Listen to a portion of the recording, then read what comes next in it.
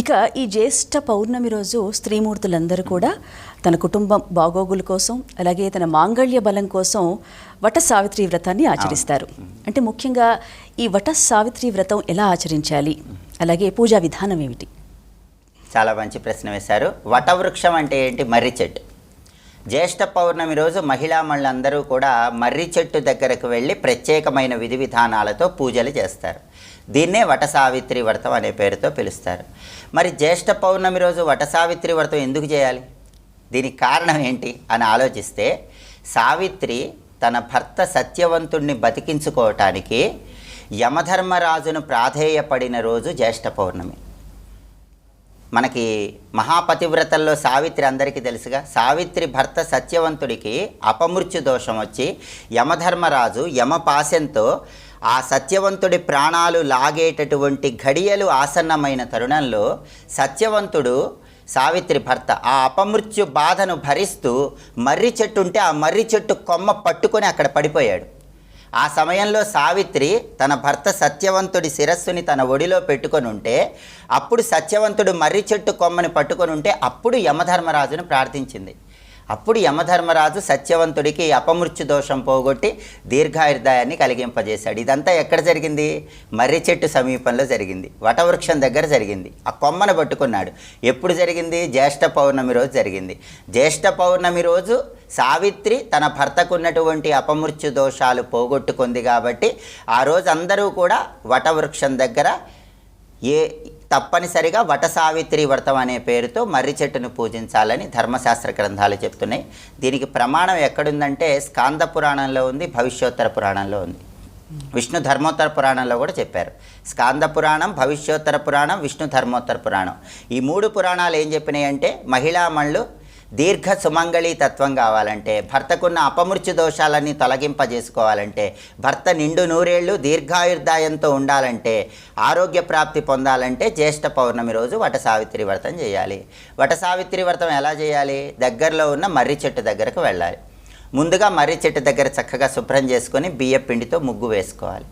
ఆ తర్వాత పసుపు, కుంకుమ, గంధము, అక్షింతలు ఇవన్నీ కూడా మర్రి చెట్టు మొదట్లో వేయాలి. వేసేటప్పుడు నమో వైవస్వతాయ అనుకుంటూ వేయాలి. నమో వైవస్వతాయ అని ఎందుకు అనాలి? వివస్వంతుడంటే ఎవరు? సూర్యుడు. సూర్యుడికి ఉన్న 12 నామాల్లో వివస్వంతుడు అనే పేరు కూడా ఉంది. వివస్వంతుడైన సూర్యుడి కుమారుడు వైవస్వత అంటే ఎవరు? యమధర్మరాజు. యమధర్మరాజే కదా అపమృత్యు దోషం పోగొట్టి దీర్ఘాయుర్దాయం సావిత్రి భర్తకి ఇచ్చింది. అందుకని నమో వైవస్వతాయ అని చెప్పుకుంటూ మర్రి చెట్టు దగ్గర పసుపు, కుంకుమ, గంధము, అక్షింతలు వేసి నమస్కారం చేసుకొని, ఆ తర్వాత శుభానికి సంకేతం పసుపు కదా. పసుపు అనేది గురుబలాన్ని పెంచుతుంది, శుభానికి సంకేతం కాబట్టి ఒక పసుపు రంగు దారాన్ని మర్రి చెట్టు కొమ్మకు కట్టి, ఆ తర్వాత మర్రి చెట్టు చుట్టూ మహిళలు ప్రదక్షిణలు చేసుకోవాలి. ప్రదక్షిణలు చేసేటప్పుడు ఓం వట సావిత్రి నమః అని మనసులో స్మరించుకుంటూ ప్రదక్షిణలు చేయాలి. వట సావిత్రి నమః అంటే మర్రి చెట్టుని, సావిత్రిని స్మరించుకుంటూ ప్రదక్షిణలు చేయటం అని అర్థం.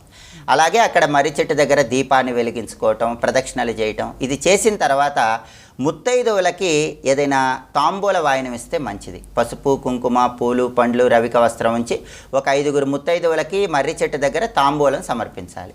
లేదా బ్రాహ్మణులకి పండ్లు సమర్పించినా కూడా ఉత్తమ ఫలితాలు కలుగుతాయి. ఇలా మర్రి చెట్టు దగ్గర పుష్పాలతో, అక్షింతలతో పూజ చేసుకోవటం, దీపం పెట్టుకోవటం, ప్రదక్షిణలు చేసుకోవటం, పసుపు దారం కట్టడం, ఈ మంత్రాలు చదువుకోవటం చేస్తే దీన్నే వట సావిత్రి వ్రతం అనే పేరుతో పిలుస్తారు.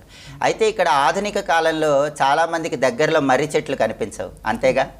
ఆధునిక కాలంలో పల్లెటూళ్ళల్లో అయితే మర్రి చెట్లు మనం చూడొచ్చు, పట్టణాల్లో, నగరాల్లో మర్రి చెట్లు దగ్గరలో చాలామందికి కనిపించవు. అటువంటి వాళ్ళు మీకు దొరికితే మాత్రం మర్రి చెట్టు కొమ్మ ఒకటి తెచ్చుకొని ఇంట్లో పూజ గదిలో పెట్టుకొని దానికి కూడా ఇలాగా పుష్పాలతో, అక్షింతలతో పూజ చేసుకుంటూ ఈ మంత్రాలు నమో వైవస్వతాయ, ఓం వట సావిత్రే నమః చదువుకోవచ్చని కూడా ప్రామాణిక గ్రంథాల్లో చెప్పారు. మరి కొమ్మ కూడా దొరకని వాళ్ళు ఏం చేయాలి? కొమ్మ దొరకటం కూడా కష్టం కదా. అప్పుడేం చేయాలో కూడా ధర్మశాస్త్ర గ్రంథాల్లో చెప్పారు.